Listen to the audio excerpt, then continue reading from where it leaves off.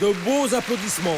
Mes chers amis, dans la bonté de Dieu et en croyant que l'amour de Dieu ne change jamais, ne souffre pas de variation, nous devons aujourd'hui nous présenter devant le Seigneur et de cette manière recevoir les bénédictions qu'il garde pour nous. Ces jours-ci, je vous ai parlé ici, c'est déjà le 3e culte, sur les choses qui empêchent Dieu de nous concéder la bénédiction. Des choses très simples, mais fondamentales. Nous sommes en train de parler sur Job, le chapitre 11. Là est notre texte de l'étude. Et nous restons accrochés ici à 2 versets. Et je voudrais que vous, aujourd'hui, fassiez très attention parce que Dieu, certainement, va visiter votre cœur. Et si Dieu vous appelle pour la foi, c'est pour que le Seigneur opère dans votre vie. Et aujourd'hui, il va opérer. Ici est écrit la chose suivante. Job, c'est avant les psaumes, le chapitre 11 au verset 13. Quant à toi, si tu affermis ton cœur et si tu tends les mains vers Dieu, et donc on nous raconte ici, en d'autres paroles, que si votre cœur n'est pas préparé, et ce qui prépare votre cœur, c'est la parole de Dieu, votre action dans la parole.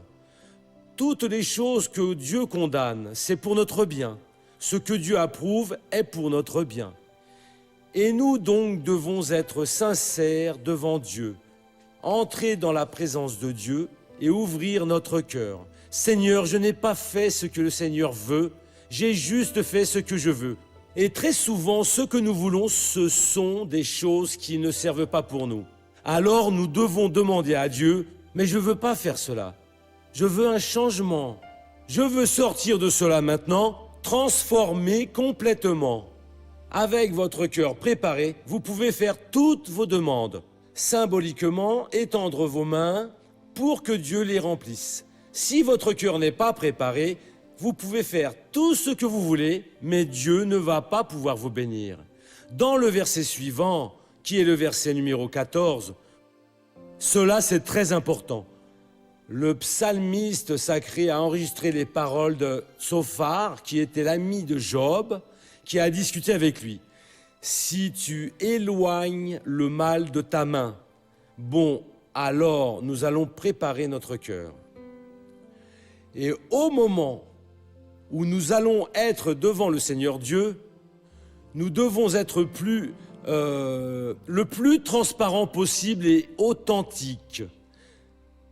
Si notre intention a été mauvaise en toute situation, et si nous produisons le péché, nous avons désiré ces résultats-là.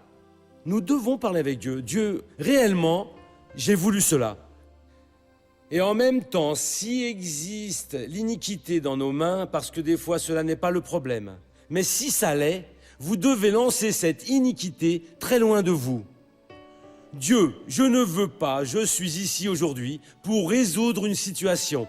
J'ai été mauvais, j'ai écouté ce que je n'aurais pas dû, j'ai vu ce que je ne devais pas voir, j'ai pensé à ce que je ne devais pas penser, mais je ne veux pas cela, Père. Je veux cela loin de moi et aide-moi maintenant à l'envoyer au loin. Dieu va vous aider. Le moment correct pour se mettre en accord avec Dieu est aujourd'hui et pendant que nous sommes ici au culte. La vérité, c'est que si nos actes ont été mauvais, ils devront passer en jugement.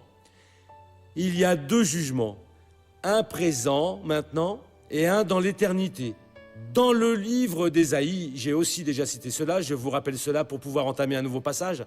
Chapitre 59, le verset 4, le prophète dit la chose suivante. Personne ne porte plainte avec justice, personne n'entre en jugement avec probité. Nous allons faire un petit arrêt ici. Aujourd'hui, vous pouvez choisir et vous présenter en jugement dans le jugement.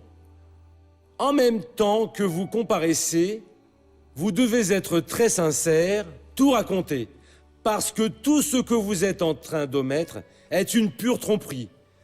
Parce que le jour du véritable jugement dans l'éternité, si vous ne vous confessez pas maintenant, vous allez confesser automatiquement. Vous allez tout déballer. Il ne va pas y avoir un procureur pour vous accuser, non. Vous allez simplement confesser la vérité réelle, véritable. J'ai voulu, Seigneur. C'était mon désir, un mauvais cœur. Sauf que là, il n'y aura pas de compassion, de miséricorde et de pardon. Le jugement vient maintenant. Le Seigneur Dieu vous aide dans ce jugement. Si vous entrez devant Dieu et vous vous ouvrez, vous confessez tout et vous vous repentez, vous avez la compassion, la miséricorde et le pardon de Dieu. Là, Ésaïe a dit, il n'y a personne qui implore pour la justice. Quelle justice est-ce? La justice que Dieu a exécutée en Jésus quand il nous a substitués. Dans le jugement présent, dans le tribunal de maintenant, si vous allez de libre et spontanée volonté, vous pouvez clamer et dire « Dieu, j'étais dans l'erreur, j'ai voulu, c'est ainsi, ça a été comme ça. Et mon objectif était celui-ci, j'ai été abject, mauvais, j'ai réussi, mais je veux me repentir et j'implore pour la justice qui a été exécutée sur la croix du calvaire. » Là, le Seigneur Dieu a de la compassion, de la miséricorde et le pardon à donner pour que vous en sortiez acquittés. Si vous ne faites pas cela maintenant, peu importe qui vous êtes, vous pouvez dire « Je suis un homme qui ne croit pas en Dieu, je suis de telle religion ». On ne parle pas de religion. C'est le Créateur qui, le jour du grand jugement, va vous mettre face à Jésus, non plus comme votre sauveur, mais comme le juge des vivants et des morts. Et alors, vous allez confesser, tous vos péchés vont être condamnés. Et lors du grand jour, il n'y aura pas de compassion, de miséricorde, ni de pardon. Aucun attribut de Dieu. On raconte même un cas aux États-Unis où un garçon a exagéré pour une chose, il a fait quelque chose de mal et il allait être condamné. Mais il a obtenu un bon avocat qui a été brillant devant le tribunal et il a été libéré. Il a embrassé l'avocat. « Maître, vous êtes très bon, d'accord, je suis professionnel. J'ai travaillé comme avocat et maintenant vous continuez votre vie et ne faites rien de travers. » Mais il n'a pas été sage, sont passées des années, 20 ans après, il a commis une chose pire. Il a été conduit en jugement, il a cherché son ancien avocat dans la liste, ne l'a pas trouvé parmi les avocats, il a dit « Mince, cet avocat est mort. » Il en a pris un autre. Quand il est arrivé là, il a regardé dans le tribunal et l'avocat était assis là, comme juge. Et il a souri. S'il m'a déjà défendu comme avocat, aujourd'hui, c'est sûr qu'il va. Et il a été condamné. Et il est resté debout et a dit « Mais je comprends pas. Monsieur, vous m'avez libéré une fois et aujourd'hui vous me condamnez. » Et lui a dit « Alors j'étais un avocat, maintenant je suis juge. » Aujourd'hui, Jésus est avocat, le grand jour, il va être juge. Et donc, si vous cachez aujourd'hui quelque chose et n'êtes pas en règle avec Dieu, vous ne préparez pas votre cœur. Le grand jour, vous n'allez pas pouvoir dissimuler. Vous allez sauter cela, le film que vous-même allez passer, et vous allez être condamné. Ici, au verset, revenons à Job maintenant, « Si tu éloignes le mal de ta main, s'il y en a, oui missionnaire, voyez ça, qu'avez-vous fait? Lancez donc cela loin de vous. » Il faut demander à Dieu, « Dieu, je ne veux pas cette faiblesse en moi. Je ne veux pas cette œuvre maligne, je la veux très loin. » Si tu éloignes le mal de ta main et si tu ne laisses pas l'injustice demeurer sous tes tentes, quelqu'un peut dire « Mais je n'ai aucune sorte de tente. » Dans votre personne, il en existe plusieurs. Il y a le secteur de l'audition, le secteur de la vision, le secteur des projets secrets, des désirs. Ce sont les tentes. Et Dieu est en train de dire, ne laissez rien habiter de mauvais dans ces tentes. Et certains chrétiens laissent habiter. Ils pensent même que c'est Dieu avec qui il a parlé et qui lui a révélé quelque chose. Et il se met à croire en cela. En cela. Il convoite l'employé de l'autre. Il convoite la femme ou le mari de l'autre. Et il reste avec cela dans son cœur. Mon Dieu, elle a dit ou il a dit, si je m'étais marié avec un tel, je serais heureux. Tu ne convoiteras pas la femme de ton prochain, c'est un commandement. Non, c'est Dieu qui est en train de parler avec moi. Et elle va devenir veuve, moi veuf, et nous serons heureux. Dieu ne ferait pas cette méchanceté. Elle est à l'autre, il est à l'autre, et vous devez avoir de la jugeote. Mais il y a des chrétiens qui se mettent dans leur tête. Non, c'est un mystère de Dieu, car Dieu me l'a révélé, et un jour Dieu va l'accomplir. Le démon l'a trompé. L'apôtre Paul a dit que Satan a les conditions de se transformer en un ange de lumière, pas une poupée illuminée. La lumière, c'est l'entendement. Son œuvre à lui est si parfaite, et il peut faire toutes ces choses-là, et vous faites et vous pensez que c'est la perfection. Nous avons une parole qui dit ce que cela signifie. Une vraisemblance. Il pense que c'est, mais ce n'est pas. Mais pas du tout. Et la personne reste avec cela. Non, je vais de plus acheter cette maison. C'est la maison de mes rêves. Laissez la personne vivre dans sa maison. Laissez-la donc vivre avec son mari. Laisse-le vivre avec sa femme. Mais Dieu m'a montré que c'est la personne que vous êtes possédée par l'esprit de la convoitise. Cet esprit va en finir avec vous. Votre tente de la vision des sentiments a une chose de mauvaise. Il dit ici, voyez, et si tu ne laisses pas l'injustice demeurer sous tes tentes, vous aimeriez que quelqu'un convoite votre conjoint, votre voiture, votre ferme, votre commerce, votre employé, votre secrétaire ou n'importe quelle autre chose. Non, je n'aimerais pas. Donc ne le faites pas. Non, mais Dieu m'a donné, Dieu ne pouvait révéler, parce qu'il a dit, tu n'envieras pas. Si Dieu a une autre personne, s'il avait, ce ne serait pas cette personne qui a déjà un engagement. Mais vous êtes engagé, donc il n'y a pas de moyen. Cela, c'est un mauvais esprit que vous laissez habiter dans votre tente du désir ou de la vue. Vous ne parlez même pas avec personne. Mais quand elle passe, elle semble un collier pour vos yeux. Non, non, c'est le démon dans vos yeux. Vous contaminez comme votre tente de la vue. Quand vous écoutez, quand vous planifiez, mon frère, l'injustice est allée dans vos tentes. Vous savez ce que Dieu dit? Soyez saints, parce que je suis saint. Si la tente est sale, mon frère, Dieu n'y habite pas. Et celui qui est en train d'y habiter a un pouvoir très très grand. Un abîme attire un autre abîme. Il va vous attirer vers l'autre abîme et va y entrer. Vous allez être une personne de défaite. Alors arrive la maladie ici, surgit une autre là, des choses que vous n'obtenez pas, et vous dites, mais je ne sais pas, parce que votre cœur n'est pas pur. Je prie, mais Dieu ne me guérit pas, mais ça n'avance rien d'étendre les mains. Pourquoi ça ne sert à rien? Le verset 13, vous n'avez pas préparé votre cœur. Pour que votre cœur soit l'habitation de Dieu, vous avez un œil mauvais. Demandez à Dieu de le changer. Vous avez une mauvaise ouïe.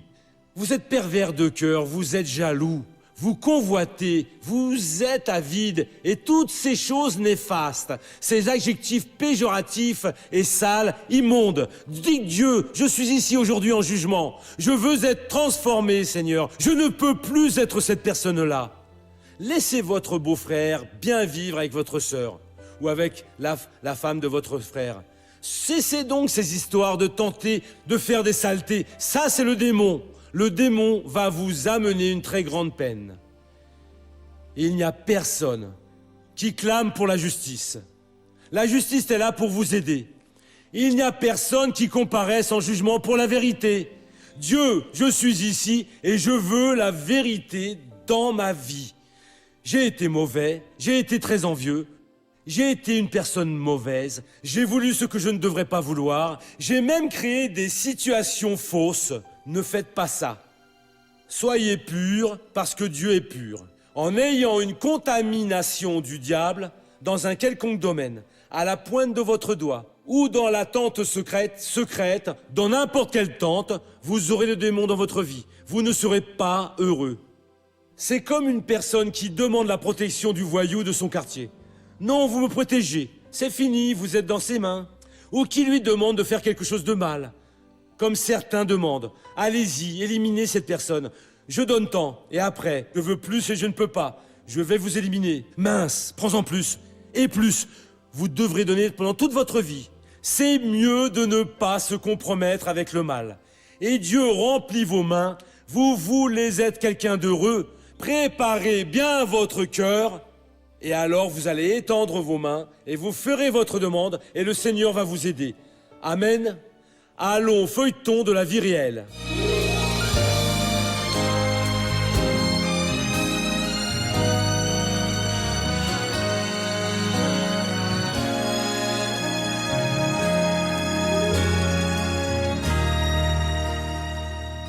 Je vais chez le gynécologue, vous voyez, environ tous les 2 mois. Et l'examen de routine que je fais, c'est pour les seins. On l'appelle mammographie. Sauf que là, c'est qu'à partir du mois de juin, j'ai commencé à avoir mal.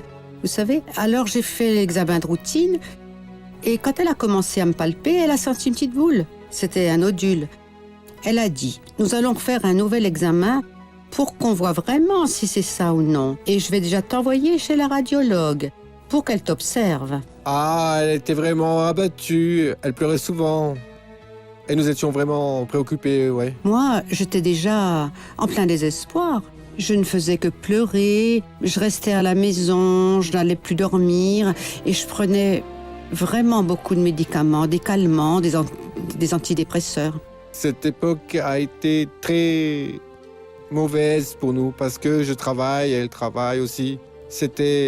Elle pensait qu'elle avait besoin de prendre des congés, mais je disais non, Maria, va travailler parce que c'est mieux pour toi. Là, tu te distrais un petit peu. Et elle a continué. Maria de Fatima fréquentait l'Église internationale de la grâce de Dieu. Devant la grande préoccupation qu'elle affrontait, elle emploie des stratégies spirituelles pour atteindre la victoire. Mon affaire, c'était juste l'Église, la détermination de la parole. J'ai commencé à lire, j'ai commencé à jeûner. Elle allait à l'église tous les jours, elle priait toujours beaucoup, oui. Elle a continué à aller à l'église. C'est alors qu'a surgi la campagne de la clé. Sauf que cette clé, c'est pas celle d'un propriétaire, non. C'est un objectif que vous vous donnez pour vous-même. Et j'ai toujours eu foi dans le Seigneur. J'ai fait cette campagne de la clé. J'ai prié, jeûné. Et il y a eu un lundi soir où le pasteur Robson, il a aussi fait la campagne à 7h du soir. Oui, à la réunion de 7h jusqu'à 8h30, avec le jeûne. Et je l'ai fait aussi. Je jeûnais. Des fois, je me réveillais à 3h du matin et je le faisais aussi. J'ouvrais la fenêtre, je regardais par le ciel et je demandais au Seigneur. Et j'ai décidé, j'ai eu la certitude que quand je referais cet examen, il n'y aurait plus rien. Alors, quand je suis retournée chez la radiologue, elle a observé et elle a dit « Fatima, il n'y a plus rien. Il n'y a plus rien à votre sein gauche. Je vois rien du tout. Il n'y a plus besoin de faire. » J'ai passé avant de faire cet examen, j'ai fait plus de 8 mammographies le même jour. Vous voyez? Et toujours le médecin disait « Non, il n'y a rien, il n'y a plus rien. » Et je me disais « Mince, je suis toute endolorie. » Parce qu'il pensait qu'il devait forcément y avoir une grosseur. Comment est-ce que la grosseur a disparu si on n'a rien fait? Je n'ai pas pris de médicaments, on ne m'a prescrit aucun remède, rien. Et donc, ainsi pour eux, ils pensaient... Le médecin qui a fait la mammographie a dit non, il n'y a plus rien. Et moi, il ne va rien y avoir. Parce que le Seigneur a déjà opéré.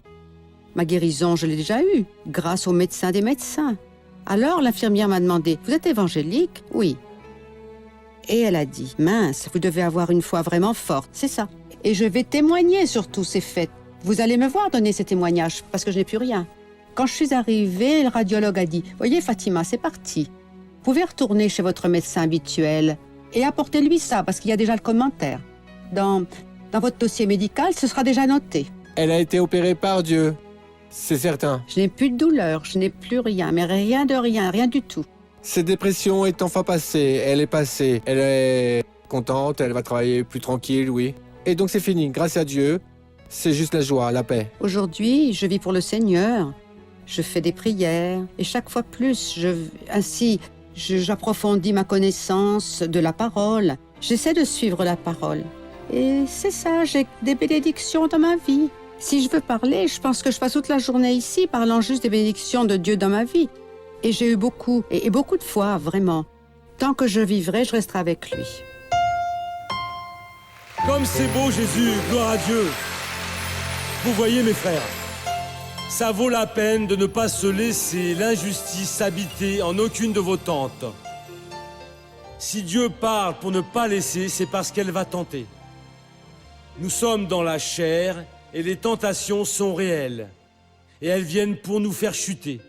S'il y en a dans votre vie, entrez en jugement avec Dieu.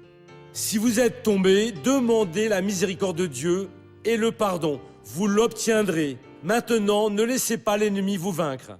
La victoire sera pour vous au nom de Jésus. On va faire une prière pour ceux qui sont à la maison. Nous allons prier dans un instant. Père, je prie pour les personnes qui sont chez elles et qui en ont besoin. Mon Dieu, donne ton aide, donne ta libération, car elles ont besoin d'une aide des cieux. Nous avons appris aujourd'hui que le cœur préparé, qu'avec le cœur préparé, nous pouvons étendre les mains, car le Seigneur alors va pouvoir vous bénir. Et c'est cela que je demande pour cette personne. Je vais utiliser le pouvoir que tu m'as donné à présent. Au nom de Jésus, je réprimande dans votre vie toute force d'oppression, toute tentation, tout mal. Et je dis, mal, sors, va-t'en loin, au nom de Seigneur Jésus-Christ. Et vous dites Amen.